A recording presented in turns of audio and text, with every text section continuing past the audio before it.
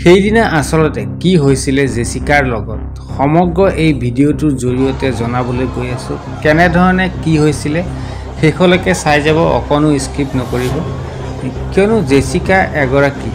সুন্দৰ প্ৰকৃতিৰ মহিলা আছিলে বৰ্তমান সময়ত নাথাকিলেও তেওঁ স্মৃতিসমূহ আৰু ঘটনা আৰৰ ৰহস্য কেনে ধৰণে কি হৈছিল সমগ্ৰ এই ভিডিঅ'টোৰ জৰিয়তে মাছটোৱে কিয় জেছিকাক সেই সময়ত হানি খুচি আসলতে হত্যা কৰে বুলি জনাব পাৰো কিয়নো জেছিকাই বহুত মৰম কৰিছিলে মাছটোক তেওঁ সৰুৰে পৰা মাছটোক মৰমেৰে আদৰ কৰি পুহিছিলে আৰু বিভিন্ন কলা কৌশল শিকাইছিলে মাছটোক তেওঁ এনেধৰণে তেওঁ শিকাইছিলে তেওঁ ভবা নাছিলে যে এনে ঘটনা হ'বও পাৰে আৰু যিসকল দৰ্শকে তেওঁ এই সময়ত তেওঁ ফূৰ্তি কৰি আছে দেখিবলৈ পাইছে মাছটোৰ লগত খেলি আছে